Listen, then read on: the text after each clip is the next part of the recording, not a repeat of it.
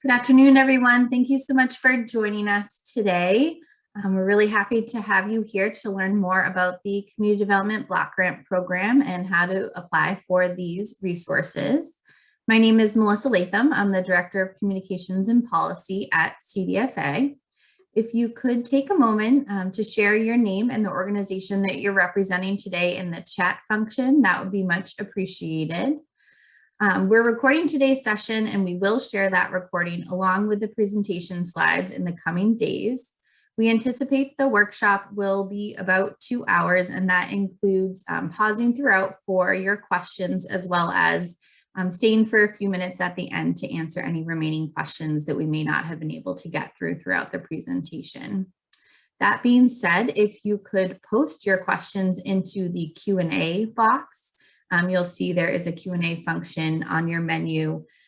We will be monitoring throughout and again, pausing to answer those questions that you have.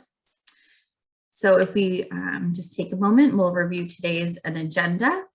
As we're doing now, just some welcome and introductions. We're going to provide a brief overview of CDFA for those of you who may not be familiar. And then we're going to dive right into the Community Development Block Grant Program and provide you some information on eligible activities, threshold requirements, as well as evaluation and scoring criteria. Again, we will be answering questions throughout the presentation, but we'll also remain on the webinar at the end to answer any remaining questions that you might have.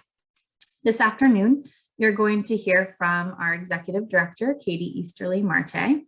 You're going to also hear from our Director of Housing and Community Development, Molly Kaler, as well as our Director of Clean Energy Finance, Scott Mislansky. So without further ado, I will kick it off to Katie to give you an overview of CDFA.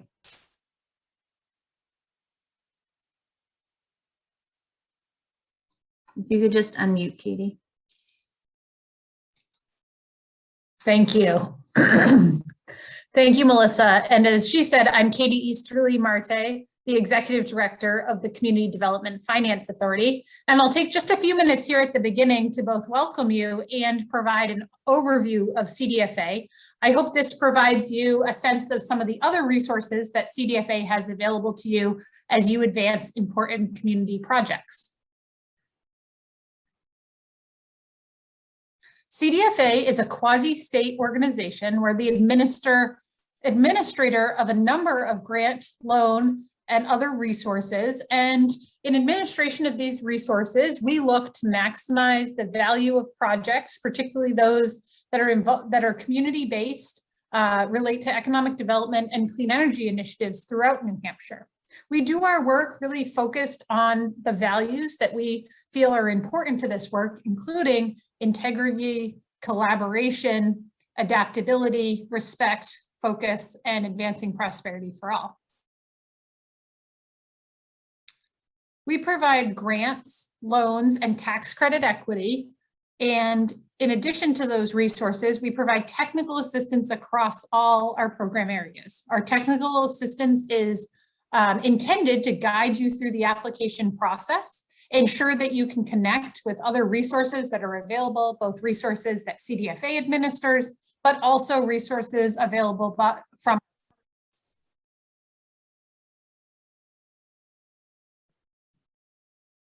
Next slide, please.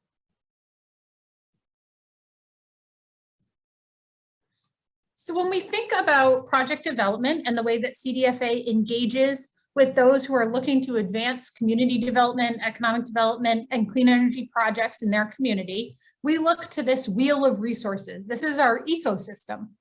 We start with programs that are available in the concept initiation. In this area of work, we're really looking to provide resources to our partners, nonprofits, small businesses, municipalities, and others to spur an idea and build capacity to advance that community economic development project. In the next phase of planning and development, we have resources that support the different planning phases that are necessary to move your idea from a concept to an implementable plan. So this includes advancing architectural and engineering work, site plan, development, and other work that's necessary to move that idea into an implementable project. In this area, we have the Community Development Block Grant Planning Grants. Those are up to $25,000 and are available on a rolling basis. We also have a pre-development loan program, which can either complement the block grant or be used separately. And that's up to $100,000. And we have energy audits. You'll note that an energy audit is one of our requirements for most of our implementation resources. And so we are sure to provide both guidance, technical assistance, as well as financial resources to help you really understand that area of your project development. And then on the implementation side, this is our most significant area of work where we have the most resources and technical assistance. And that includes our Community Development Block Grant Program, our tax credit program, clean energy resources, and also flexible loan resources that can really fill the gaps in a project that you have. In addition, I just want to speak just for a minute to our engagement resource. So if you go to CDFA's website, at the top, you'll actually see that our website is a main website where you have the basic information about CDFA and ability for donors to donate to tax credit projects, impacts. It also lists our staff and our board of directors. But then at the top right, you'll see a connection to a resource hub. And that's where the program information lives. And on that page, you'll see this graphic and be able to click on that engagement.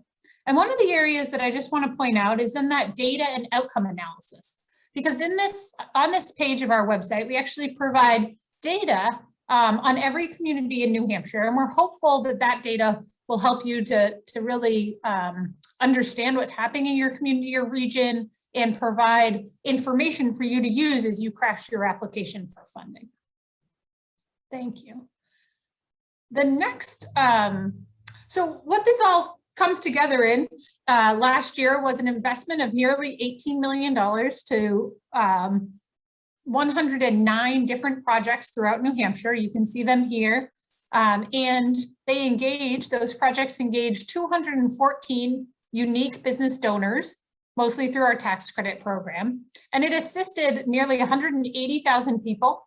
We rehabbed or created 159 housing units, helped to retain or create 269 jobs. Additional jobs were created and retained by our micro businesses. 340 of them were supported last year. Those are businesses with 5 and less employees. In addition, we developed or rehabbed, our partners did, we provided financing that developed or rehabbed 133,000 square feet of commercial space. And saved an estimated, our project sponsors saved an estimated $143,000 of energy costs. So this work touches down, as you saw, across New Hampshire's communities. And this is an example of a housing project that CDFA invested in through the block grant program. This is the Twin Pines Housing Project, and it's located in West Lebanon, accessible to the library right next door and other community amenities. And this is a very energy efficient building. It's actually considered a net zero building. So it provides these affordable housing units as an infill project in a piece of vacant property in West Lebanon that was really looking for new development. And it's also very energy efficient, ensuring that the operating costs of this property will be sustainable in the future. So our block grant supported this project in the amount of $500,000.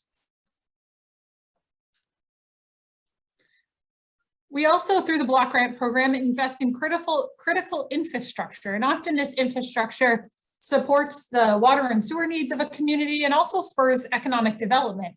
Here in the town of Littleton, they've done a significant body of economic development work on their main street and had additional businesses that wanted to locate in the town and really wanted to focus on activating this riverfront area and really expanding the downtown down to this riverfront, allowing visitors and residents to access the waterfront and to use this natural amenity in Littleton.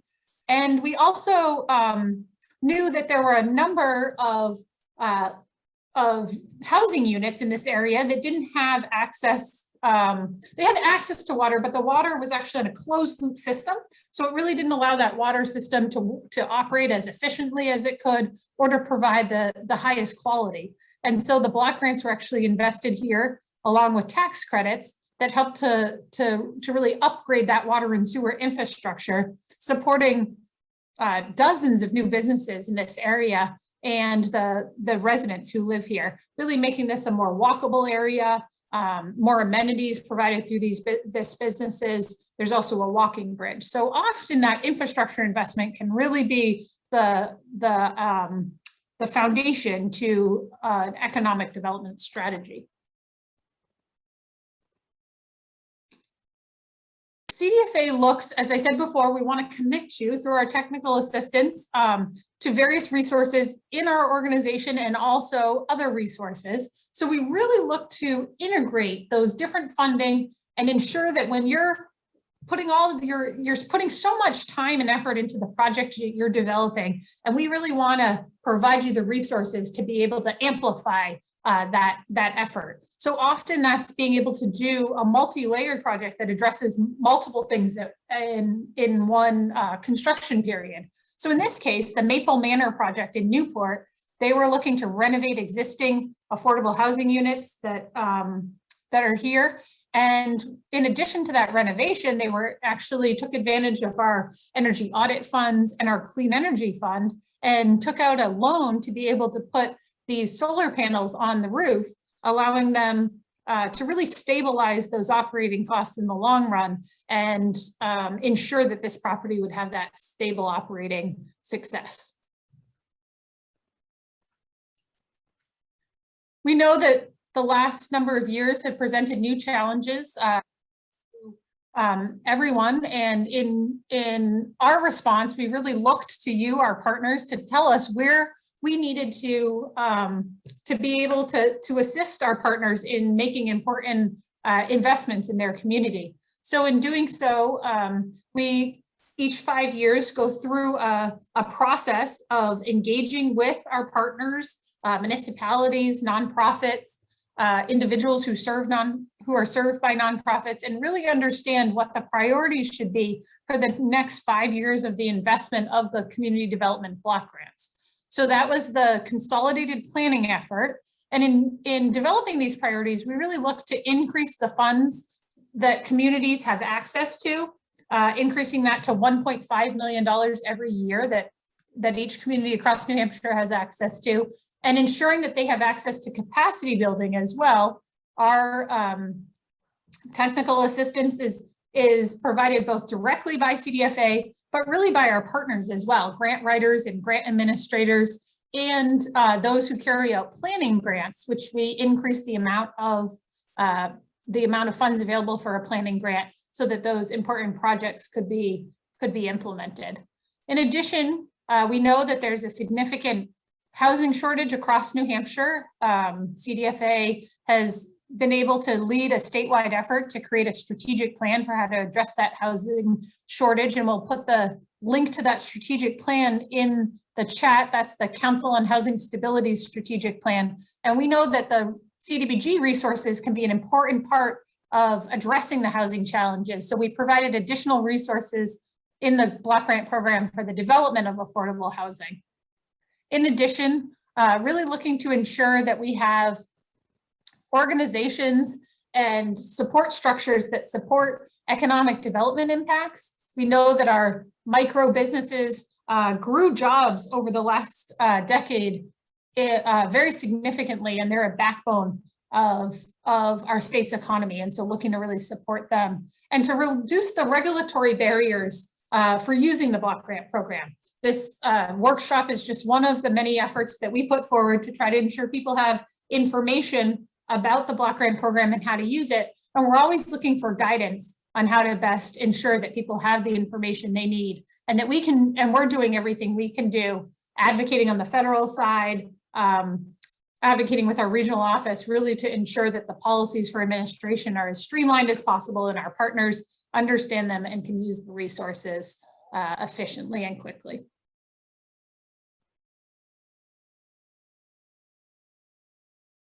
So that's the overview of the Community Development Finance Authority. I appreciate your time this afternoon. And at this point, I'm going to turn the presentation over to Molly Kaler, who will take you through the CDBG program overview.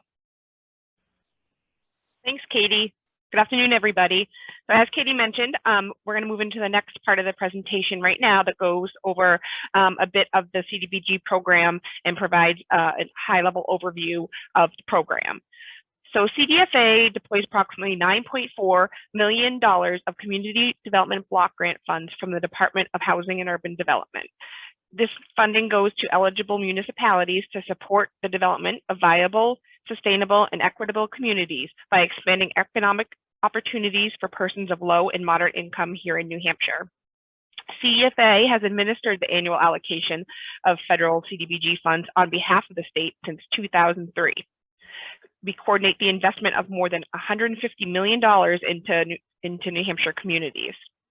These critical resources have been deployed across the state and have made a significant impact on economic development, housing, and community-based projects in dozens of municipalities. Before we jump into the program overview, I want to review the resources that CDFA has developed to assist our partners in more easily accessing program-related information and materials. CDFA launched a newly designed website last year, which provides more streamlined, high-level information on the organization, our programs, and how nonprofits, municipalities, and businesses can engage with CDFA.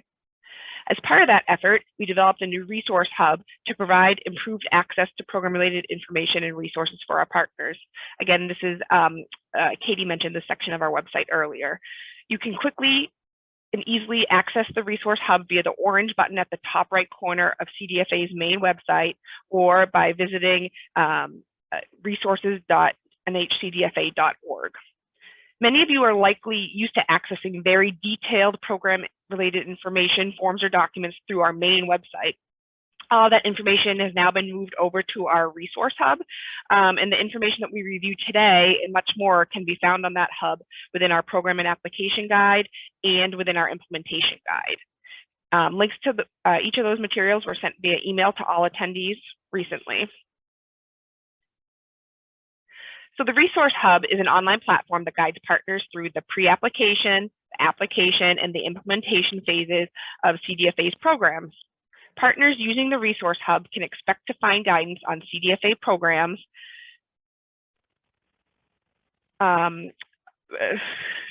Partners using the Resource Hub can expect to find guidance on CDFA program objectives, eligibility, application process, and how to successfully implement a project leveraging our resources. Each page or form on the Resource Hub is printer-friendly, and pages can also be made into PDF or emailed easily by clicking the appropriate icon at the bottom of the page. Once you select a program from the drop-down menu, you can use the sidebar to navigate content within the pre-application, application, or implementation sections. Under the pre-application section, you'll find an overview of the program and its objectives, key dates and deadlines relative to the grant opportunity, and information on pre-application requirements. The application section provides more in-depth information on the program, including eligibility, program guidelines, steps for applying, and how your application will be evaluated. There's also a link to download the full CDBG application and program guide, which is a really helpful resource. The implementation section breaks down how to administer a CDBG grant, including general grantee requirements and administration, how to access funds, reporting requirements, and how to close out your grant. Each subsection includes links to relevant forms, webinars, and additional resources that may be useful to administering your grant. The CDBG implementation guide can also be printed out in its entirety from the Resource Hub if you prefer a hard copy. The Resource Hub also includes a robust search function that can be accessed at the top right-hand corner of any page. And so that is a good quick way to quickly get to a specific topic that you are looking for more information on. We are excited about how these tools will help us deliver enhanced technical assistance and support our programs and throughout all stages of their development. We hope that you find that they provide easy to access information that improves your experience working with CDFA. So now I'm going to move into some of the CDBG program objectives. CDBG was established to address unique community development needs. It was established under the Housing and Community Development Act of 1974. Formula grants are provided to entitlement communities, which we'll talk more about in a minute, and to states on an annual basis. The primary statutory objectives of CDBG are to develop viable communities, to provide decent housing and a suitable living environment, and to expand economic opportunities, principally for persons of low and moderate income. For who is an eligible applicant? Awards are made to municipalities or counties and then are often subgranted to a subrecipient. Again, all New Hampshire counties are eligible applicants, as well as New Hampshire cities and towns, except for the 5 towns that you see listed on the screen that are considered to be entitlement communities. The next slide shows a breakdown of the funding. CDBG is broken up into 2 program areas, again, the entitlement program and then the state program. Entitlement communities receive their funds directly for HUD, so CDFA, at least the CDBG program, does not typically provide funds to those communities. The state administered CDBG program includes those units of general local government which do not receive the funds directly from HUD as part of the entitlement. So nationwide on average, entitlement communities receive 70% of CDBG funding, and then 30% goes to the state-run small cities programs, which again is the one that we run here at CDFA for the balance of New Hampshire. In New Hampshire, again, there's that small number, the 5 communities that are designated as entitlement communities, and they get about a quarter of the CDBG funding. This next slide just shows a bit about the division of our CDBG allocation here at CDFA. Our 2021 action plan allocates CDBG funds across 3 major categories, roughly into thirds. It's housing, public facilities, and economic development, each at 30%. This is in addition to 3% that we have set aside for planning grants and 5% for emergency grants. Also, 2% of the overall allocation is used for administration and technical assistance. The next slide just depicts the flow of funding. So the money comes from the federal level from the Department of Housing and Urban Development. It comes into New Hampshire via the Community Development Finance Authority, and then it is granted to municipalities who often then subgrant the funds to a subrecipient, a nonprofit subrecipient that they are working with. And then at the end, it benefits the low to moderate income beneficiaries, which we'll talk more about in a moment. This slide right here talks a bit about the maximum award amounts for the different CDBG programs. Today, we are focusing on the housing and public facilities programs, but the CDBG program also has economic development, planning, and emergency resources as well. You'll see the funding limits here. There's the funding limits per community per year are $500,000 for housing and $500,000 for public facilities, and $500,000 as well for economic development. Then there's $25,000 available for planning grants, and $350,000 to $500,000 for emergency grants, and that depends upon the population of the community that emergency grant is going to. These limits don't count against each other, so you can be awarded up to $500,000 for housing in addition to $500,000 for economic development, for example. And you can have more than one award in the category as long as the combined totals don't exceed these annual limits. Also, a county can use its allowable allocation to sponsor a project within your community as long as it can demonstrate that the project has a regional impact. So that's important to note that, again, that the county can be the applicant, not the municipality, but that's reserved for instances when the project has a more regional impact. The next slide just gives a snapshot of some of the CDBG program deadlines. Planning grants, we accept applications for those on a rolling basis throughout our CDBG program year, which runs July 1st to June 30th. We, again, accept those on a rolling basis until the funds are expended. We then have our economic development program, and that also has applications that are accepted on a rolling basis in the same program year timeline until funds are expended. And then lastly, what we're focusing on today is our housing and public facilities grant program. And those applications are accepted two times per year. We typically have a grant round when applications are due at the end of January and another one at the end of July. So the upcoming one that we are here talking about today is our the applications will be due on Monday, January 31st. 2022, if you can believe it, that's right around the corner, by the end of the day, by 4 p.m. that day. When you're planning to apply for CDBG funds, it's important to think through your project from the grant writing and application phase all the way through to the implementation and project completion phases. The grant administrator that you choose will play an important role from the beginning to the end of your project, guiding your organization through the application process to successfully administering the CDBG funds and completing your project. Subrecipients are eligible to write their own grants, but not to administer their own grants. This slide is a bit busy, but it goes over the grant process, gives an overview of the grant process, and I'm going to speak a little bit about that here in some detail. So CDFA is a resource to applicants throughout the whole grant process and project implementation phase. Again, this is a snapshot of the steps necessary to be awarded funds through the CDBG program. They include a comprehensive review of your application by CDFA staff, approval by the Community Development Advisory Committee, which is CDFA's board of, and then CDFA's board of directors, as well as finally the governor and executive council. Pre-application meetings are strongly encouraged. And then after those meetings, the municipality would then submit an application via our grant management system, or GMS. Again, a municipality may write their own application by working with a regional planning commission or a consultant grant writer. A grant writer with CDBG experience in the New Hampshire CDBG program is highly recommended.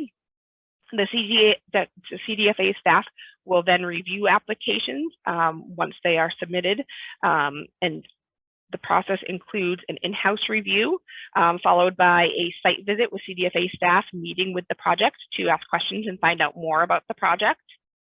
We'll briefly discuss the scoring process that occurs later in the presentation. And so then once the CDFA staff has finished the review and scoring of an application, recommendations are made to the Community Development Advisory Committee for approval or denial. This advisory committee is an advisory group whose members are appointed by statute or by the governor. Economic development applications and emergency grants, again, are reviewed on a rolling basis, but applications must meet baseline scores in order to be funded. The CDFA board of directors then reviews the projects and affirm the recommendations. They are not duplicating the process of CDAC or redebating each of the projects, though. Under our statute, the board just must affirm the actions of the committee. The board typically meets 3 business days after CDAC, so the step does not significantly slow down the process. If approved, contract language is then prepared by CDFA staff. Contracts are sent to both the municipality and to the state attorney general's office for review and for signatures. And then the final step is that the contracts are presented to the governor and executive council for approval. CDFA staff are often called upon to explain the benefits of the project to the council before the vote. The total process from CDFA approval to GNC confirmation takes approximately 4 months. CDFA does offer a bridge loan program to projects that may need funds expedited before GNC approval. These loans, though, must be paid back even if GNC rejects the CDBG contract, which doesn't often occur, but certainly is something to consider. Again, funds are then made available after approval, and they're ready for disbursement. CDFA reimburses for work completed. It does not pre-fund projects, so that's, again, something important to remember. Please note that although the CDBG program year runs from July 1st to January 30th. HUD often doesn't make its CDBG allocations available to states right along that timeline. So depending on the level of CDBG activity and the availability of funds to disperse, that could be delayed. So next, we're going to talk a bit about the process, specifically the pre-application meeting. This is a key element for a successful application. It's an opportunity for a meeting. We like to have them in person, but with COVID, they've often been happening, most often been happening electronically, but they provide an opportunity to bring together all of the involved partners in the project, which would include the municipality or the county, the subrecipient, the grant writer, and CDFA staff. And the meeting will include discussion of the needs of the community and how that led to the specific project that's being discussed. We'll review the project details, including timing and goals, and then also discuss required thresholds and documentation that would be needed to be included with the application, as well as the contractual obligations for all parties, including the municipality. So it's a good time for applicants to ask questions. If there's any potential red flags or issues that might have the potential to arise, it's a good time to discuss those and figure out the best way to move forward. And also with timing, sometimes you know, the discussion may result in a decision to perhaps delay, you know, coming in if the pre-development work isn't quite completed yet. So again, these meetings are really important just to get everybody on the same page and come up with a plan for moving the project forward. So we're next going to dive in a little bit to program eligibility. Again, if you guys have any questions as we're going through this material, please feel free to type it into the question and answer box that's part of the Zoom platform here, and then we'll be sure to address those as we move forward and at the end of the presentation. So first, we're going to discuss the 3 national objectives that are allowed under the federal regulations for CDBG. CDBG must provide direct benefit to low and moderate income persons or households. It aids in the prevention or elimination of slums and blights, or eliminate a serious and immediate threat to public health and safety, which is referred to as an urgent need. Here in New Hampshire, all projects, no matter what the national objective, must have a direct benefit to low to moderate income individuals of at least 51%. So again, these are the overall national objectives that nationwide CDBG follows, but here in New Hampshire, we focus on the low to moderate income or LMI national objective.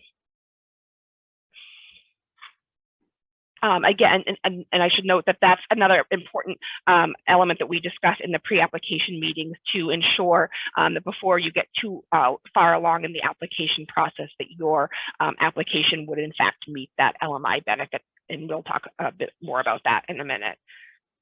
The national objective of providing direct benefit to at least 51% of low and moderate income persons or households can be met under 4 different categories. The first one is area benefit, and then limited clientele, housing, and economic development. I'm going to go a bit more into a bit more detail of each of these 4 areas next. So we're going to start off with the area benefit. In order for a grant application to be considered under the area benefit category, the following conditions need to apply. The benefit must be available to all residents of the project area. The project area must be primarily residential in character. At least 51% of the beneficiaries in the project area must be low to moderate income. the applicant must conduct an income survey or use census data if it happens to coincide with the project area in order to establish the percentage of LMI beneficiaries. And if a survey is used, it must be statistically valid and approved by us in order to be to work. So if you're looking for where to get that kind of information, you can find it in Chapter 2 of our implementation guide, and that section starts on page 21, and it provides a lot more detail about the area benefit and how to calculate it. Again, I think the key takeaways are that it needs to, whatever the project is, must be benefiting all of the residents in that area.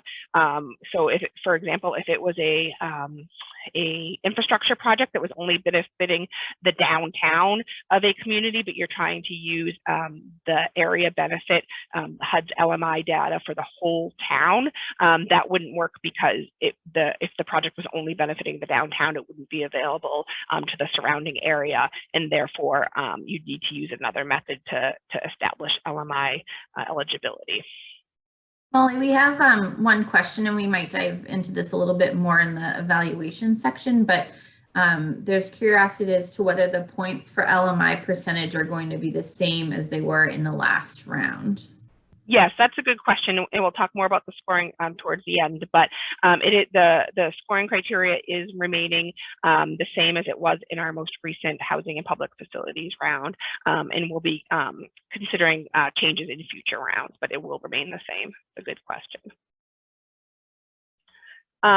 So the next slide talks about job creation or retention. Low and moderate income job creation or retention activities must either create permanent jobs or full-time, or excuse me, they must either create permanent jobs on a full-time equivalent basis, and at least 60% of those jobs must be held by or made available to low and moderate income persons, or must retain at least 60% low and moderate income jobs, and must meet other regulations that are set forth in must meet other requirements that are set forth in the regulations. So again, it's really important that these jobs that are created or retained primarily benefit low to moderate income individuals. And more information again about that can also be found in Chapter 2 of our implementation guide. The next category under direct benefit is housing activities.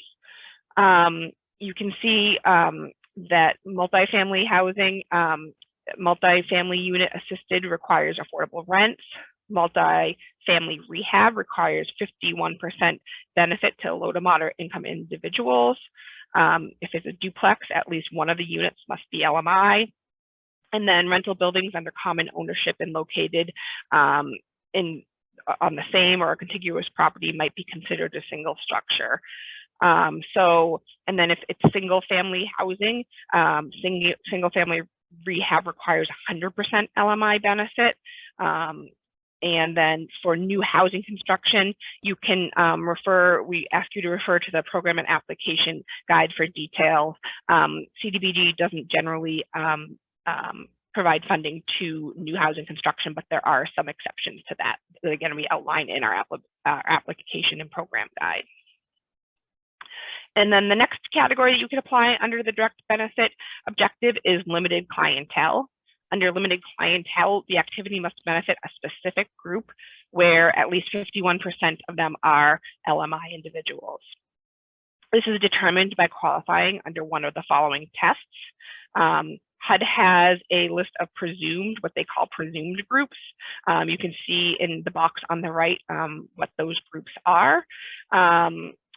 They also, or they require documentation of family size and income to show at least 51% are LMI, or have income eligibility, or if the program has, or activity being funded has income eligibility requirements limiting it to LMI individuals, this criteria can be used. Or if the activity is of such nature and location that it would primarily benefit low to moderate income individuals.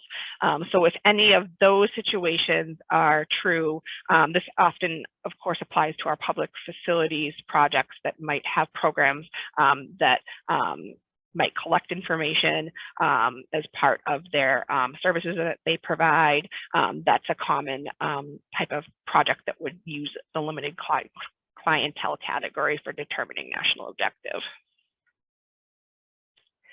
Next, we're going to talk a little bit about eligible activities. So the first step is, I think I got my slides mixed up here. Let me go to the planning grant first, and then we'll talk about that next. So the CDBG planning grant program funds planning and related activities to determine whether or not a proposed project is viable.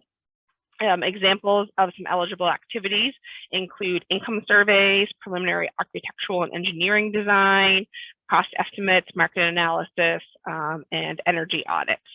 Applicants shall design and implement studies which can be completed within a 12-month period. So we're looking for relatively short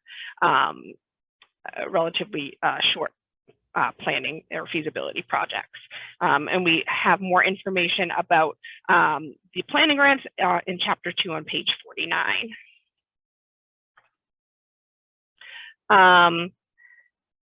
Housing activities include those meeting the national objective or providing or improving permanent residential structures to be occupied by low and moderate income households upon completion. Rental and owner-occupied housing is eligible. Low and moderate income homeowners and landlords that rent to LMI residents are eligible for financial assistance. Eligibility is very nuanced, but activities include, but are not necessarily limited to acquisition and rehabilitation of housing, elderly access, or ADA access, new construction, but only in a designated area and through a federally recognized CBDO process. And we talk a bit more about that in our application and program guide if you wanted to learn more about that. And then we have public facilities. Eligible activities for public facilities fall into 3 subcategories: water and sewer, where there is some sort of violation or a threat to the health and public welfare, public properties, and then public services. Water and sewer eligible activities may include things like extending or replacing water or sewer lines, constructing water or sewer treatment facilities, constructing water storage tanks or reservoirs, or construction or replacement of wells. Public property projects include things, again, like elderly or handicapped access to public buildings, funding to acquire or to construct streets, sidewalks, recreation areas, and medical facilities. And on some public property projects, it's important to note that there are match requirement, one-to-one match is required. And we outline which categories under the public facilities program do have that match requirement. Public services, eligible activities for public facility grants for public services may include the acquisition, construction, or rehabilitation of community facilities. These kind of programs include homeless shelters, community centers, or neighborhood facilities in which public services are provided. This category also includes childcare or adult daycare facilities. Again, as with all these categories, we do outline in a bit more detail in our guides, in our app and program guide and implementation guides. And then next up, we talk about economic development. The goal is to expand economic opportunities for low and moderate income individuals. Eligible activities may include all of these items that are listed on the slide, things, from purchasing of equipment to working capital, to acquisition, construction, or rehab of commercial buildings, and so on. In our guide, we talk about our regular economic development program as well as our micro enterprise program, and there are much more details regarding that as well.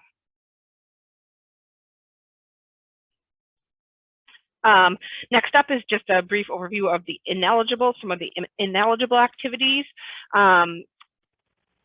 These are specified by the CDBG regulations as being ineligible, and they include the general expense of conducting government, political activities, construction of government buildings, expense of operating and maintaining public facilities, and then the purchase of personal property, except when that's related to the administration of CDBG in accordance with federal regulations. So there are some exceptions, but in general, purchases of personal property is prohibited. Molly, if we could just pause for a question regarding housing. Yep. They'd like to know, can a subrecipient for a public housing grant be a for-profit company if the municipality applies and administers as a primary recipient? The project will increase the amount of affordable senior housing in the community. Yes, potentially that could be eligible. We certainly want to talk about the activities and you know, what CDBG funds would be looking to be funded, but that for-profit housing developers are potentially eligible. Great, thanks. Those are all the questions I see right now, but definitely feel free, as Molly mentioned, to drop them into the Q&A box as they pop up, and we'll continue to pause throughout to answer them. Yeah, please feel free. I know it's a little awkward doing this in the electronic format that we're doing sometimes, but please feel free to type them in at any point, and then Melissa will just flag for me like she's been doing, you know, and I'm happy to answer those questions. And I should also say, and I'll mention it again at the end, that if there are any questions that you have that you might not feel comfortable for some reason asking in the workshop format today, please don't hesitate to follow up with me or you know, and to talk about your specific situation. I'm happy to do that after the presentation as well. So next, we're going to talk a bit about thresholds. These are threshold requirements for your application. So there are specific threshold requirements that must be met at the municipal level, including citizen participation and engagement, and these things have to happen in advance to an application, a CDBG application being submitted. These requirements ensure that the local community is informed about the CDBG program and the specific request for federal funds to support a project within the community. So these municipal thresholds include a public notice that's regarding the public hearing that you're going to have about the project, the public hearing requirements. Again, the purpose of the public hearing is to inform the public about the CDBG program and your specific application. And then the Housing and Community Development Plan. This plan needs to be adopted by the governing body of the municipality in accordance with the public notice and hearing requirements of RSA 162 L14. Plan identifies current housing and community development needs, or those that are going to be anticipated in the community within the next 3 years. The plan needs to identify short and long-term objectives consistent with national and state objectives. And then lastly, there is the Residential Anti-Displacement and Relocation Assistance Plan, which is a mouthful. Often shortened to be referred to as a RARA. A Residential Anti-Displacement and Relocation Assistance Plan must be adopted before obligating or expending CDBG funds, and public notice and hearing requirements apply to this plan as well. So again, those thresholds, there's documentation that is required to be included with your application to demonstrate that those steps have occurred. And those are one of the first items that are reviewed upon the beginning of our application review process to ensure that those items are met. If there are small things that need to be corrected, sometimes that can occur. But sometimes if something's missing or something significant enough is incorrect, it could mean that your application would not be eligible to move on to the scoring portion of the review. So it's really important that you are familiar with all those threshold items and get those completed before you submit your application through our grant management system. Next, we're going to talk about some additional application thresholds that are required throughout the application. And again, these next steps allow us to further evaluate an application for readiness and to understand the capacity of the grantee and the subrecipient, if applicable, to carry out the project, as well as the need for funds. So these documents demonstrate that a complete application has been submitted, that it conforms to federal, state, and program rules and regulations. The project meets readiness criteria. So for example, if state and local planning and zoning board approvals and other permits are necessary to construct the project, they must be started and likely to be approved with evidence of that included with your application. Provide information to CDFA to conduct a grantee capacity assessment to evaluate an applicant's capacity and performance to carry out a proposed community development project. For prior grantees, this includes evaluation of the applicant's present capacity to undertake new programs, and as well as its prior performance using CDBG funds. Provide financial documentation for CDFA to conduct a grantee and subrecipient financial review to determine whether CDBG funds are needed and that the project can or will be carried out by the applicant or nonprofit subgrantee. Compliance plan that demonstrates the applicant has considered how to undertake federal compliance measures, and we're going to talk about that in a bit more detail on the next slide. And then lastly, for housing and public facilities projects, there may be other thresholds that must also be met that are specific to your project, and those would be addressed in your pre-application meeting. So again, this is the slide that talks a bit more about the compliance plan.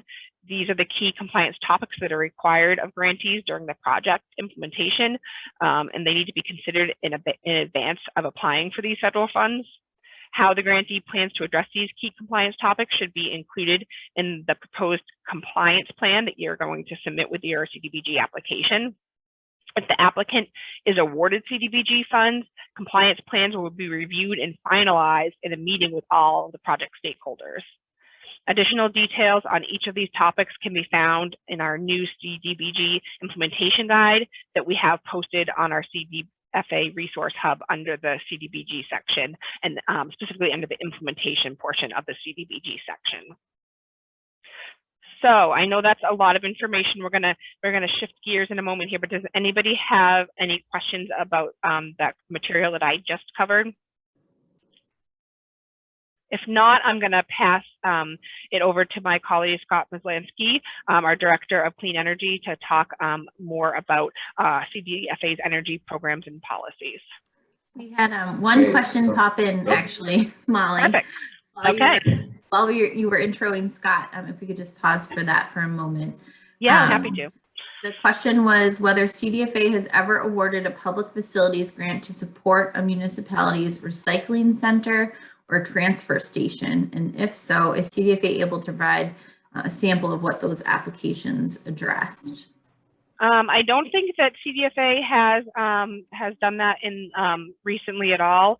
There is solid waste disposal improvements are eligible under CDBG regulations. However, I don't think they've been, I'm not sure how many they have been looking for funding from CDBG here in New Hampshire recently, but it is not a high priority project here in New Hampshire via our scoring matrix. So you can we'll talk more about that at the end of the presentation, but it might be hard to score competitively in a competitive grant round for a project like that, because that type of project would not be considered a high priority.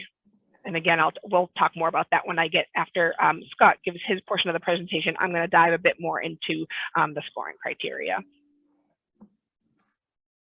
Great, thanks, Molly.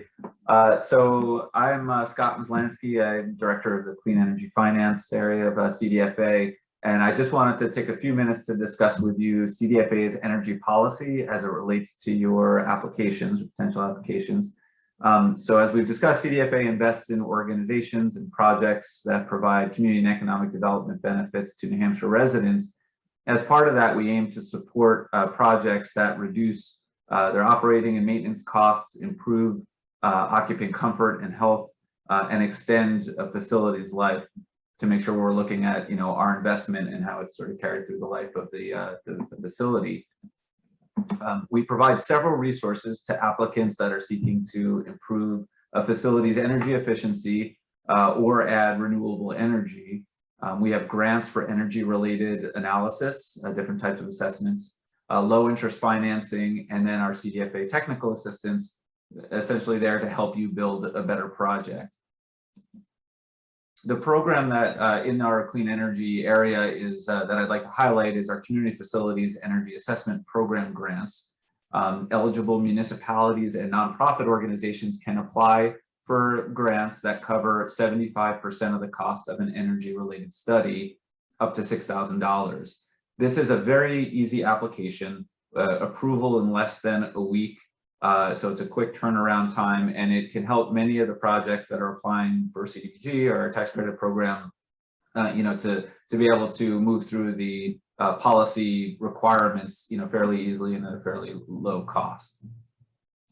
So I'll jump quickly into the policy and give you an overview.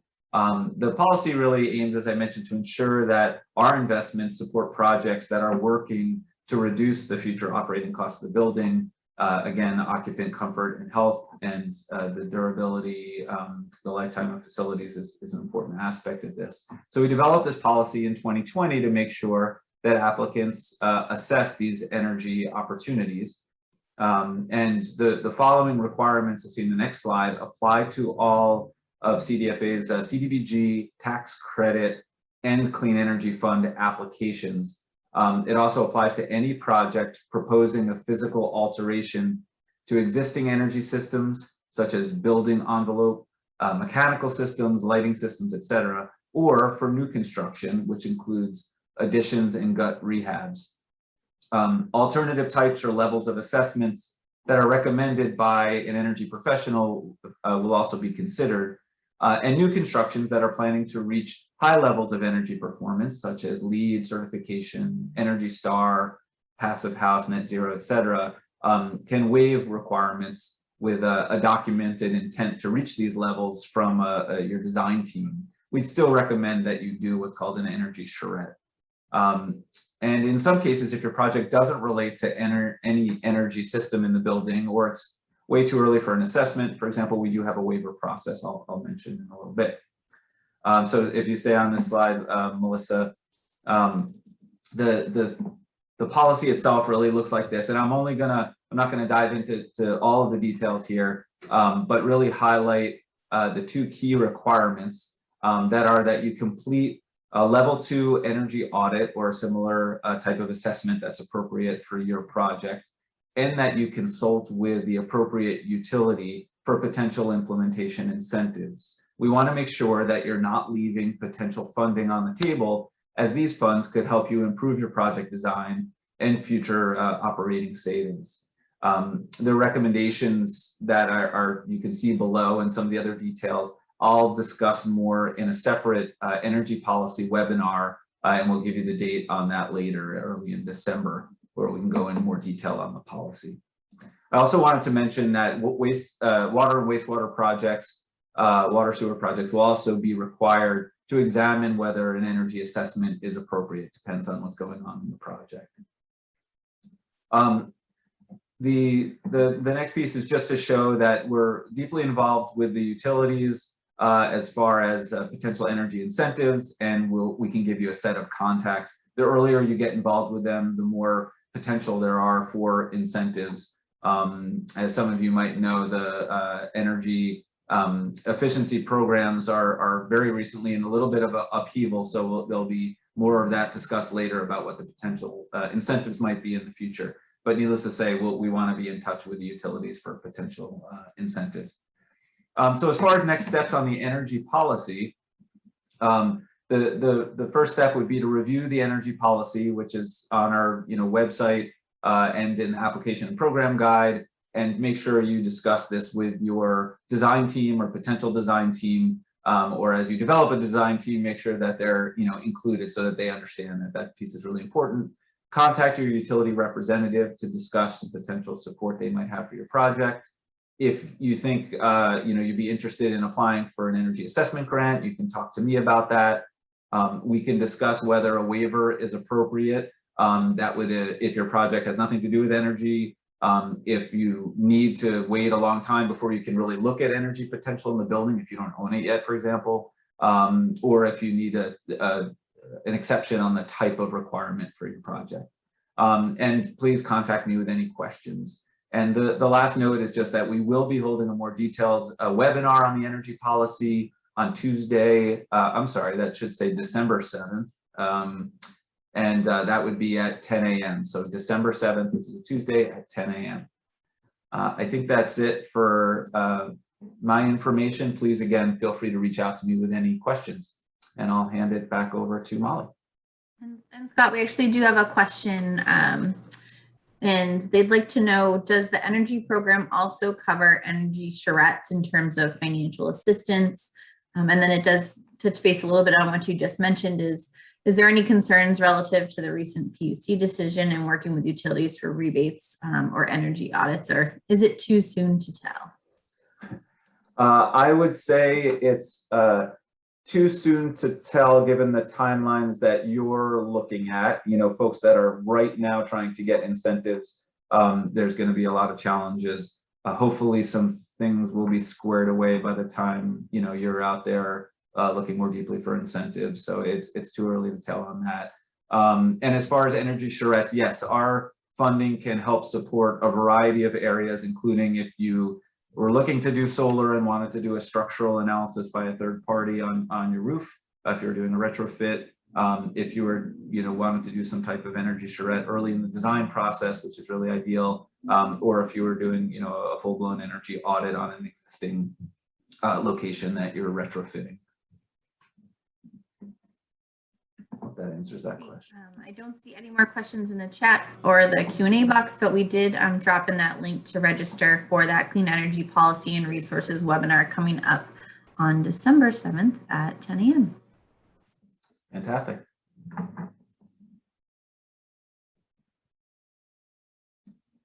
Thanks, Molly. All right, I'm back now to discuss a little bit about the evaluation and scoring portion of the CDBG application process. If the application is determined to be completed and meeting the threshold criteria that we talked about earlier, it will then enter the ranking and rating process against other applicants in that round. Again, the exception to that is the economic development grants, because those are accepted on a rolling basis. So they're not being looked at in relationship to other grants. CDFA staff will rank and complete all applications in accordance with the criteria that's contained in the most recent application and program guide. So again, I'm going to go over some of that in detail today, but it can be found in the implementation in the CDBG application and program guide that is available on our website. And we do strongly suggest that you take a look at that and make sure before deciding to apply that your application could score competitively under those that criteria. So CDFA will evaluate applications prior to scoring using the following criteria. Again, like we talked about earlier, we want to make sure that the project meets a CDBG national objective, like LMI, again, making sure that the project will predominantly benefit low to moderate income individuals. We also look at, does the applicant and the subrecipient have the capacity to carry out the grant? So again, not only is a review of the applicant completed, but also a review of the subrecipient to determine whether they are also financially stable, and if they to determine if they seem to have sufficient access to conventional financing, which might mean that CDBG funding is not needed. So as part of that process, it's a multifaceted process that we're looking at a couple different pieces there. Again, we're also looking at the sufficiency of the grant request to make sure that the funding is necessary and would in fact successfully move the project forward, and specific program area requirements. So as CDFA evaluates your application, we may request clarifying information to help inform our process and best understand your proposed project. So I think that's enough about the evaluation criteria. If you have any specific questions, again, don't hesitate to ask. Now we're going to dive into the the specific scoring criteria. So one way to show the need for your project is to cite specific data or information. In the past, applicants have cited national studies or more general data on the topic or issue that they plan to address with their project. CDFA has been working to increase its capacity to collect and share data that's specific and relevant to New Hampshire communities. As part of that, we've assembled a list of community indicators that will help document needs and issues in a community using reliable, accessible data from a variety of sources. So the CDFA community indicators that have been created falls into 3 broad categories. They are basic human needs, access to opportunity, and community sustainability and vibrancy. So with some help from the New Hampshire Fiscal Policy Institute, we assembled data from a variety of sources, including the U.S. Census Bureau, New Hampshire Employment Security, New Hampshire Housing Finance Authority, and many others. And the data are displayed at either municipal or county levels. Each data set deals with a specific topic, such as poverty, population, or access to health care. The specific data points for each community indicators are contained within a downloadable Excel spreadsheet that's available on our website. If you go to nhcdfa.org and you click on the engagement page that we show on the next slide, you will find data analysis, and you can click on that, click on the CDFA Community Progress Indicators to download that spreadsheet that I'm referring to. You can look up your town, you can look up a collection of towns or your county to learn more about the community needs within the geography that your project will serve. And over time, we do hope to add more indicators, and we will update the existing data every year. And then in the near future, we are also planning to launch a new data page on our website to provide easy access to these community progress indicators and other resources.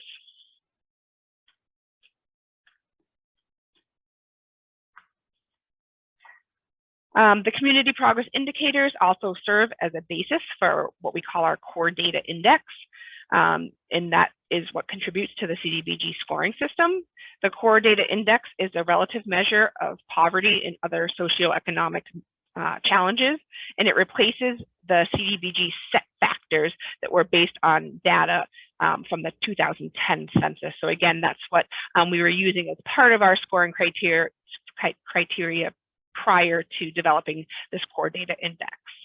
The core data index score for each community ranges from 0 to 70, with 70 representing the greatest combination of socioeconomic challenges.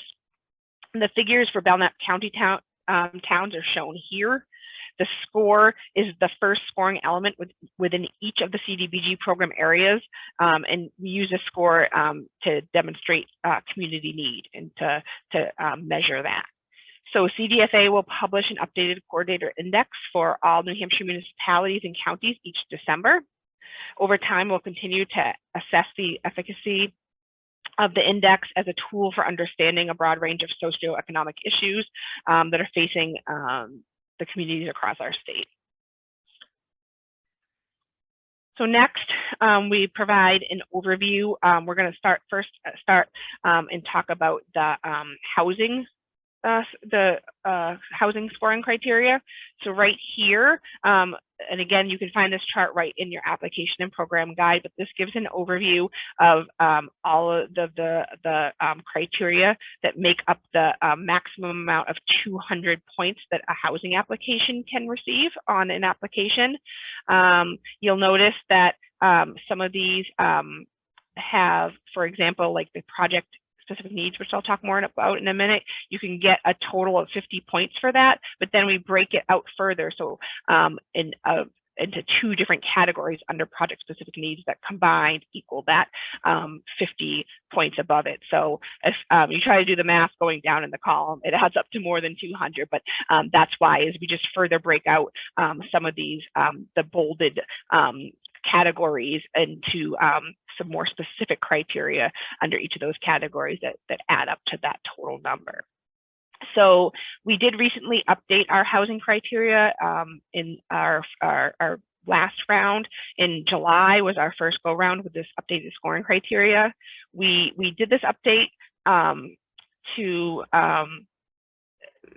de-emphasize criteria that were more relevant for public facilities projects and to focus on impact, long-term benefits, and alignment with other resources and housing needs across the low to moderate income spectrum. So in the past, there was not as much delineation between the scoring for housing and public facilities, and now it is two separate scoring criteria that have some similarities, but again, it is different depending on the program and project type.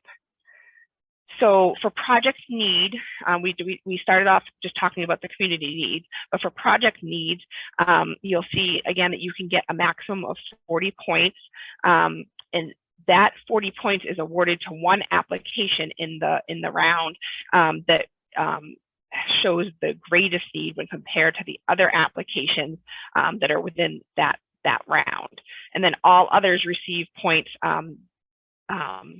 in corresponding to the level of need. You can see 30, 20, or 5.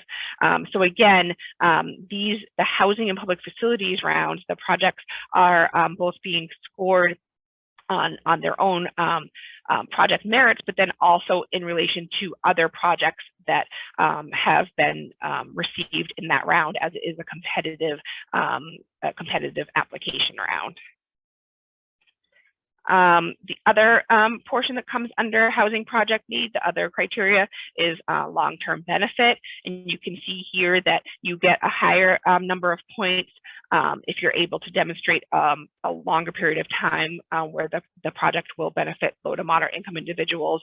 And then the number of points decreases as that time frame decreases. So basically, the longer the benefit, the greater number of points. Next, we have housing needs criteria.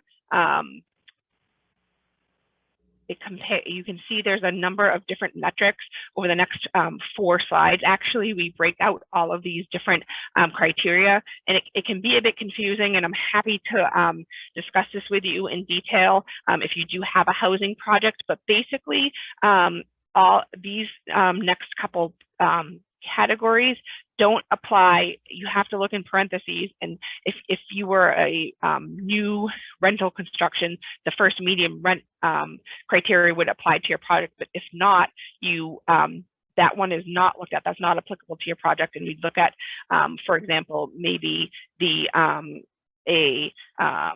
rehabilitation project. So these two first ones here are only for rental new construction. And then if you go to the next slide, you'll see this criteria under the housing needs section would apply to rehabilitation projects. And then on the slide after that, you'll see it's further broken out by homeowner new construction. And then the last section here is cost burden, and that would apply to all the projects. So again, it's a bit confusing, but depending on the type of housing project, only certain criteria in this section would be applicable to you. But you can get, each type can get up to 40 points for this section. Depending on the type of project that it is. All of these criteria on the last couple of slides, we have links to where you can find that information, whether it be going to the census data, for example, where you can find this cost burden information, or using the opportunity website that we list here. So again, this is this whole section is based on data that you would need to we do look up, and it's based upon the location of your project and how many points that you can get for this section. Next, we go on to housing capacity points. This is, you can get up to 20 points for, depending upon how ready your project is. Again, this is a good opportunity for me to stress that we are looking for projects that are essentially shovel ready and all set to move forward and proceed once CDBG funding is received. So for these projects, as part of that, we're looking for, evidence that architectural and engineering design has been started, and those documents are included with your application to enable you to get a higher amount of points here. The next section for housing scoring is regarding capacity. Again, for housing capacity, we're looking at the amount of leveraged funds. And so basically, you can see how we break it into percentage, but and you can calculate it yourself and then see where you fall on the point scale there. And then the last section correlates directly to what Scott was just talking with you all about energy use. We are really looking to support projects that are considering their energy use and how to improve that. So we give up to 5 points if the project can demonstrate that it's going to meet these criteria that are listed here, essentially going above and beyond the minimum requirements. And then in the housing criteria, we have some bonus scoring, and this is where we're looking for projects to be able to demonstrate that they have a strong tie-in to regional or municipal plans, not just that local housing and community development plan that you need to tie in as part of your threshold, but if there are other larger regional or local plans that the project ties into, and you can demonstrate that, you can potentially earn some bonus points here.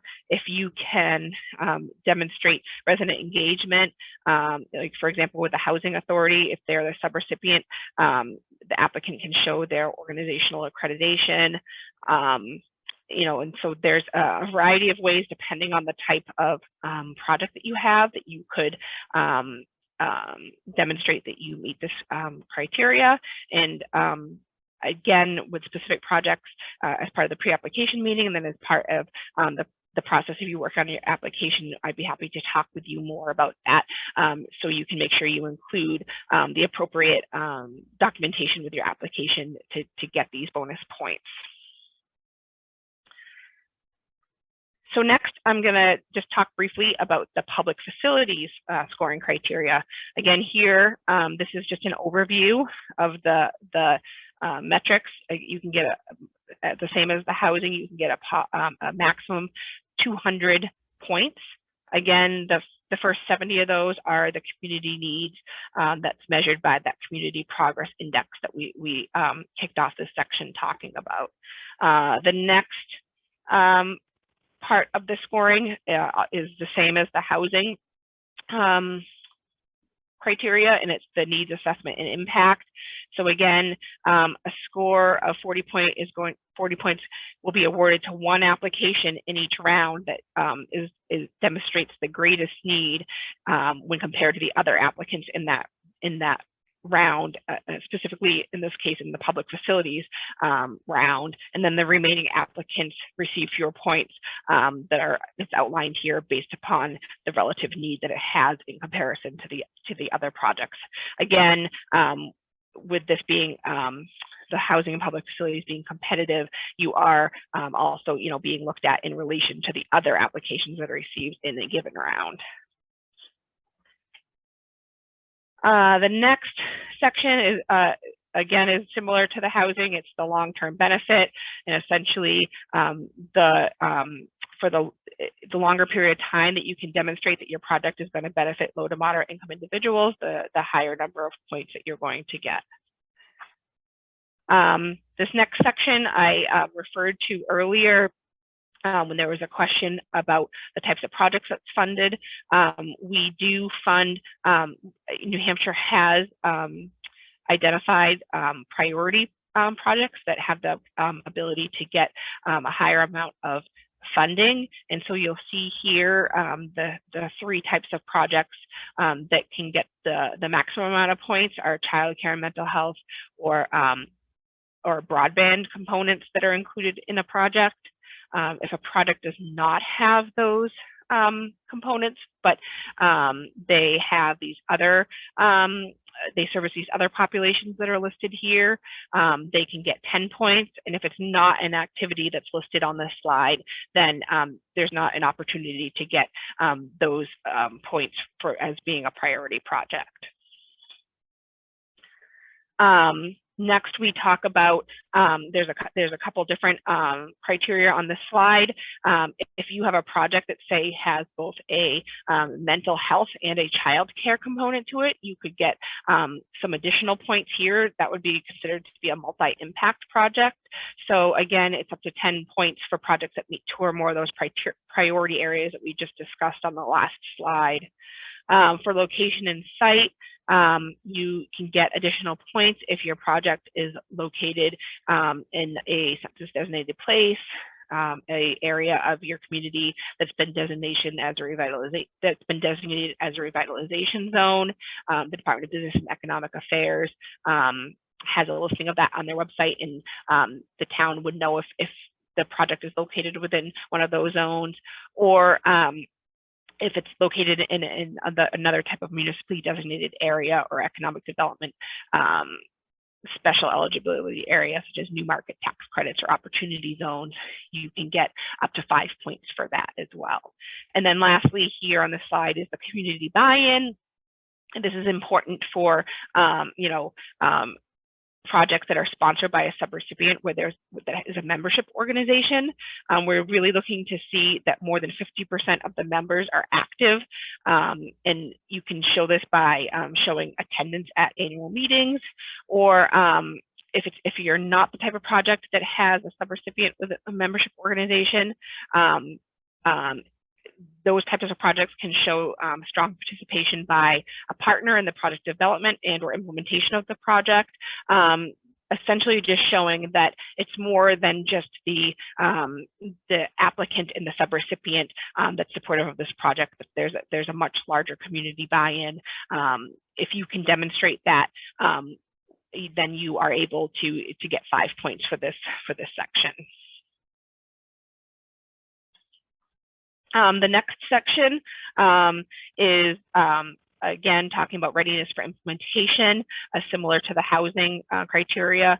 So again, it's a good opportunity for me to reiterate that for CDBG, we are looking for projects that are ready to break ground, move forward, and get moving as soon as CDBG funds are received. Essentially, we are looking for you to have any match funding or other project costs that you need to get the project to move forward to be secure before you come in and apply for CDBG, and to also have some of your preliminary project design work, such as these architectural or engineering designs done, and you can demonstrate that with including those documents with your application, and you can get up to 20 points depending upon how far along you are.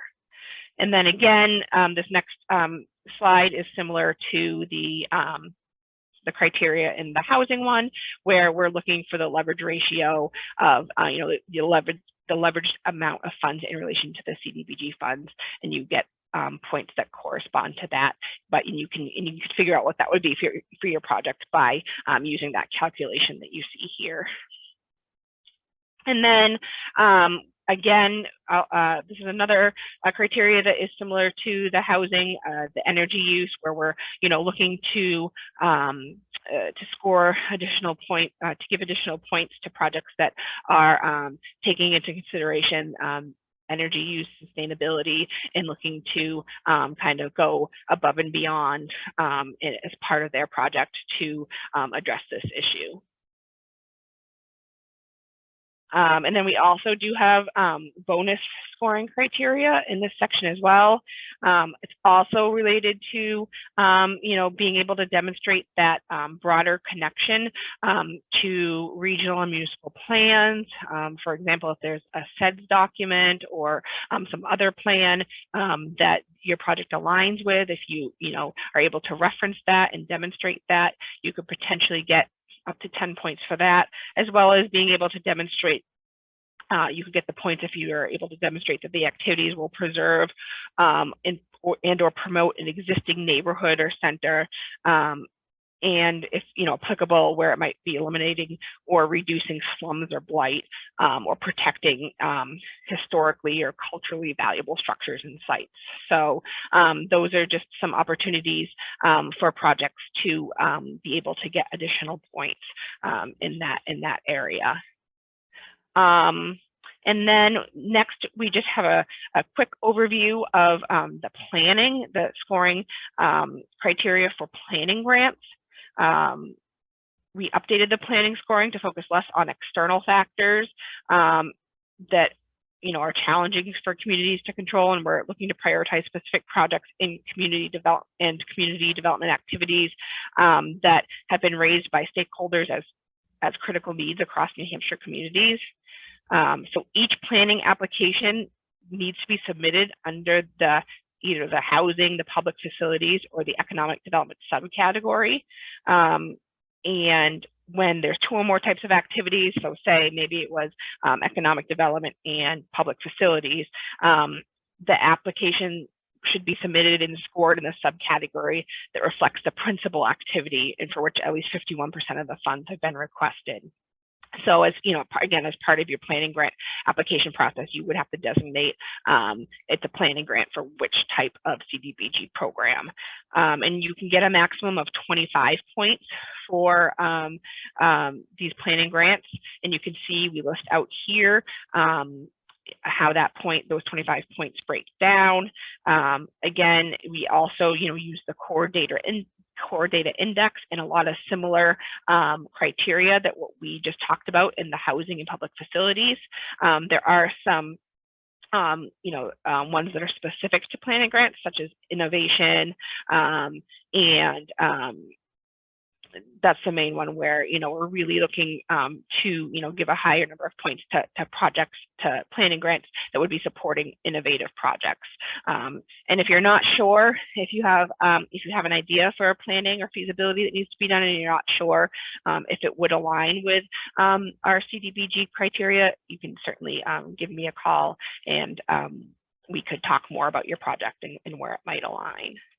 And then the next slide, we just talk a little bit about our emergency grants. To be eligible for a CDBG emergency grant, the project needs to be able to demonstrate that the stated emergency just recently occurred, and that's defined as within the past 18 months. And then the project must also meet minimum threshold requirements that are outlined as part of whatever the applicable application program category is. So if it was a housing emergency grant, it would have to meet those threshold requirements outlined in the housing program, for example. Projects that meet these requirements will be reviewed and scored based upon the scoring criteria that's outlined in the projects applicable category that we just discussed. And then we talked briefly about our economic development program on this slide. For economic development projects, scoring depends on the type of project and what kind of entity is implementing that project. So whether it could be a business, a community, or a nonprofit organization. There's a minimum score for each category. 265 points for business loans, 250 points for grants to nonprofits and public infrastructure projects that support job retention. But in all cases, the project must result in the retention and or creation of jobs, with at least 60% of those jobs for low and moderate income people. For business loans, an economic development entity, or EDE, is identified as a subrecipient. It's usually one of the 9 regional development corporations throughout the state. The EDE receives a score of up to 155 points based on its track record and capabilities in underwriting and deploying and servicing loans to businesses. Public benefit scoring is broken into several parts. There's the core data index, much like the other programs. Other economic factors such as unemployment, school dropout, and median income can add up to 100 points. And then employee benefits can earn a total of 160 points.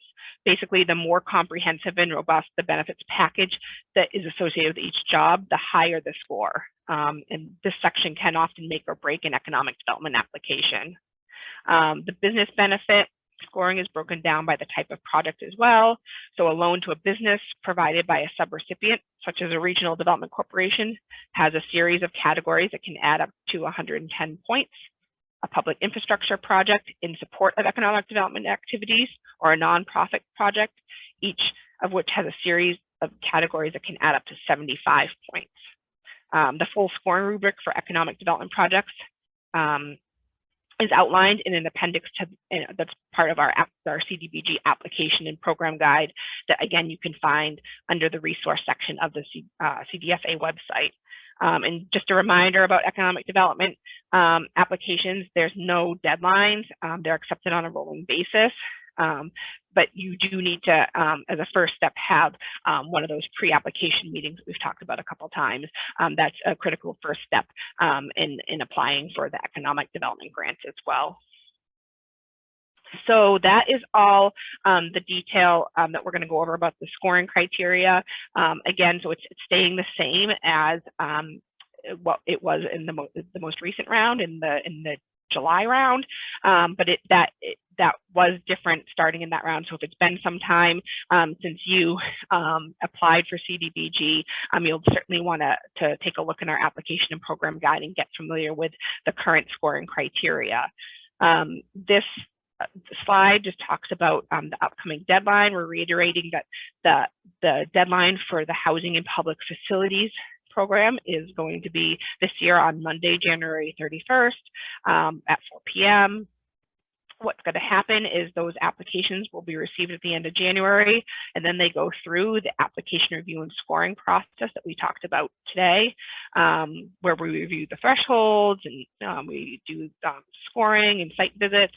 And then the goal is to be able to make recommendations to the Community Development Advisory Committee at their April meeting, which is normally the first Thursday of the month. So we'd be looking at trying to get the review done of the applications and bringing them to our April CDAC meeting. And then again, from there, as we outlined earlier, after CDAC, it has to go through the contracting and the governor and council process before the funding would be available to your project. So that's just another overview of the upcoming timeline for this round. So if you are considering applying, you will certainly want to reach out to us and try to schedule a pre-application meeting in the coming month or so. Melissa, I believe, included a link in the chat feature, but you can go right on our website and we have a request a meeting button on our website where you could request a meeting, or you can reach out to me directly to request a pre-application meeting.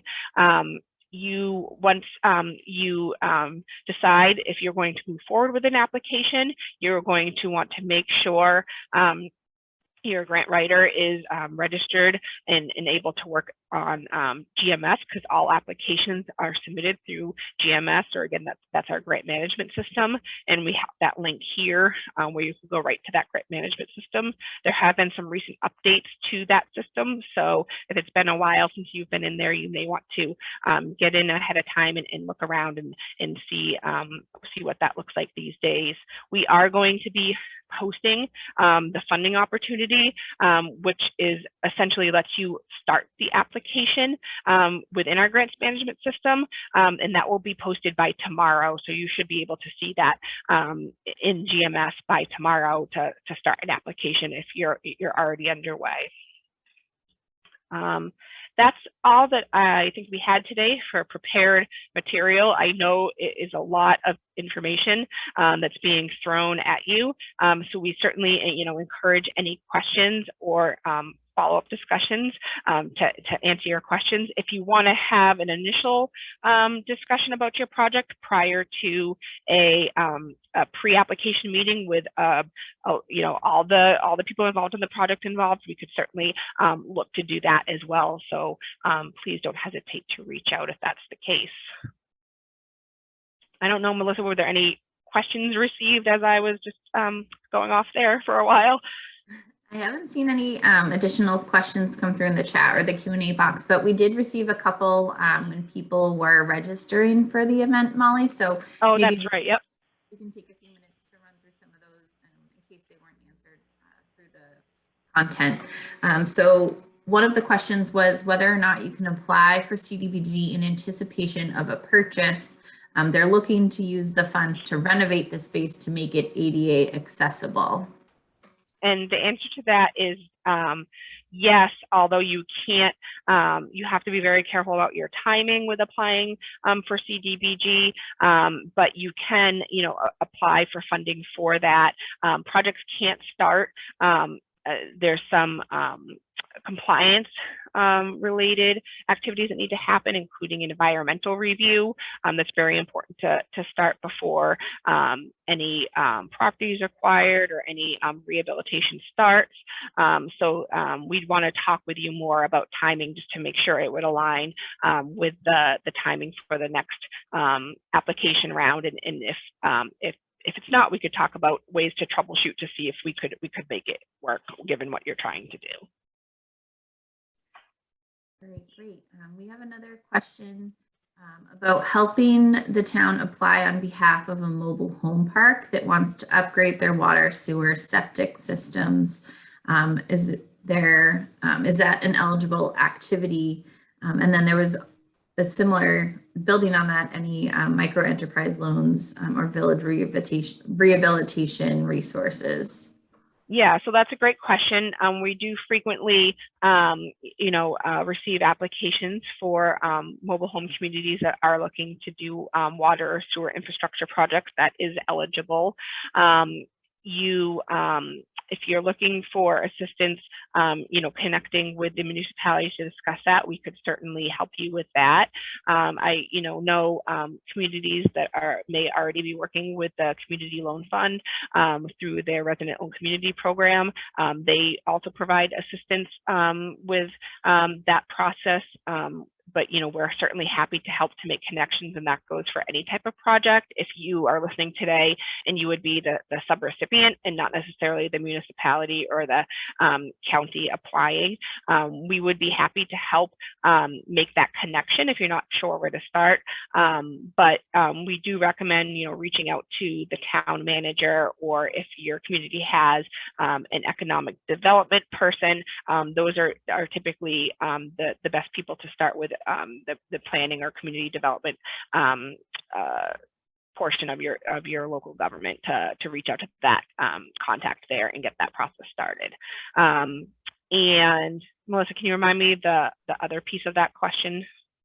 Certainly. So there was a question about any information on micro enterprise loans, and it seems like that might be good for them to kind of connect with our micro enterprise technical assistance providers, and we can follow up with some information on that. Yeah. If you agree, Molly. Yeah, I agree. We can certainly make that connection and connect the person that has that question with your local micro enterprise provider to hopefully get that specific question answered. Those are mostly based on geography there. Yes. But another, do we have resources for village rehabilitation? Are those eligible activities? Yeah, so right now we don't have specific like downtown rehabilitation that in village rehabilitation as part of the types of projects that we could fund, but that depending on what you're looking to do, it might be if it's like rehabbing a specific building, depending on what the building would be used for, that could potentially work. Right now, we don't have, we're not prioritizing at the time, at the moment, like facade and that type of downtown rehabilitation, but we are aware that is certainly, there's a need for that, and we may be moving in that direction in the future. But if you have a specific question about what you're looking to do in a village, I'd love to talk more with you about that to see if we could make it fit. And that, you know, as Katie mentioned in the beginning of our presentation, we do have resources in other areas, including our tax credit program, which has an upcoming funding round, and we'll have workshops for in January. And so downtown revitalization and village rehabilitation could also be a good fit for resources like that. Yes, that's a good point, and that's a good, I want to just echo what Melissa said, that, you know, we are specifically talking today, we are focusing on our CDBG, and more specifically today, our Housing and Public Facilities program, but, you know, CDFA does have also other resources. You know, the one that many people might be somewhat familiar with is that there's a tax credit program, which Melissa just referenced. And so, you know, certainly there'll be more information coming out about the upcoming round, but there's more information on our website as well. And then we also work, you know, if you have an idea for a project and aren't sure if it aligns with CDBG or one of our CDFA's other programs, please reach out to us, and we can help direct you based on the type of project you're looking to do to the appropriate resource, whether it be an internal program that we have, or maybe one of our partners or other funding resources that might be out there. Great, and we did have a question submitted. They'd like to know for the multi-impact section of the public facility scoring criteria. Mm-hmm. Are only high priority activities considered, or would a project that serves a high priority, like childcare, and medium priority, being a ROC or special populations, also count as multi-impact? I think that it would be if it's any of those types of projects that are listed on that priority project, whether it be those 3 higher priority ones or the mid ones. If it meets 2 of those ones that are listed on that page, it would meet that criteria for that metric. And just to clarify, so it only needs to be one of the priorities. It doesn't have to be like all 3, like childcare, broadband, and I can't remember the third one. It could just be one priority, right? Yeah. So for the multi-impact, though, it would need to be like childcare and you know, one of the other, you know, maybe serving a disadvantaged population that is listed in the 10-point section there, but it would have to be to get that additional one. So there's 2 different opportunities for scoring for priority projects. There's the first one just based on if it's a priority project, and then there's that secondary criteria that's looking at if it's a multi-priority project. Great, thank you for clarifying that. We did have a question about whether LMI area benefit could be used to qualify a project. I think you addressed that one. That's a good question. It's worth me just taking a minute to speak on, because there is some that, you know, it's can be easily, it's a bit confusing, I should say. So it is often hard to have a project that is a type of project that could use area benefit. Area benefit, again, is when you use HUD's LMI data that they provide, often at the municipal level or maybe a CDP level. You can use that instead of looking at the specific client's eligibility. You can look at that more general area eligibility. And some communities or smaller blocks if you know, are over 51% LMI, so it, you know, would be easier to, if possible, to use that. But it gets tricky because in order to use that area benefit, whatever is being funded through CDBG needs to be able to be available to all of the individuals located in that area. So it you know, needs to be some type of benefit that is not just you know, serving a portion of that population. And it also needs to be a primarily residential area. So some, you know, communities are sometimes looking to use that area benefit, but then when you look at the makeup, even though it might have, you know, a good chunk of residential homes in the area, if it's if there are businesses or commercial buildings, it might not meet that requirement. So if you have a specific project in mind and you're thinking, you might want to use area benefit, you can certainly talk to me and we could see if it might work. But it does become a bit tricky based on those requirements when using area benefit. Great. And then this is kind of a two-part question, but is there new guidance on the amount of money per full-time equivalent jobs? And then what is the New Hampshire rule for job creation or retention missing projections or forecasts? So I imagine if you project to, make 20 jobs, but you don't reach that goal, what happens? Yeah, and that is a good question, and I'm not 100% sure because my colleague Kevin Peterson, who's not with us today, is the individual who oversees our economic development our program, and he could certainly follow up with you and get you that information. But we do outline that. If it has been updated recently, our application and program guide does have the most recent information about those jobs and what needs to be included with that. So I would encourage you to look at that, and then follow up. We can get you Kevin's contact information and link you up with Kevin to talk more about those other questions related to that. Great. And I'm not seeing any more questions that came through in the Q&A box or in the chat function. If it was difficult for you to drop your question or type it up, feel free to raise your hand and we can unmute you if that's helpful, as I know we have a couple of minutes before we reach 3 o'clock.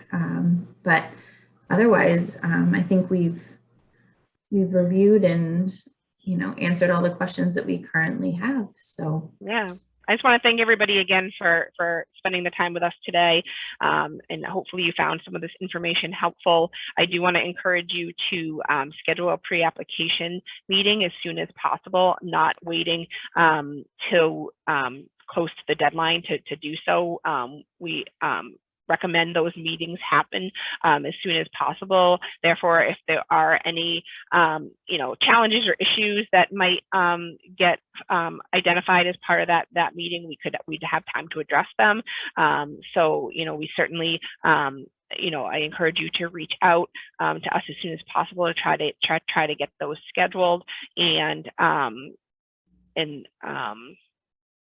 then, like I said, if you want to just have a check-in before scheduling one of those meetings, I'm happy to do that as well.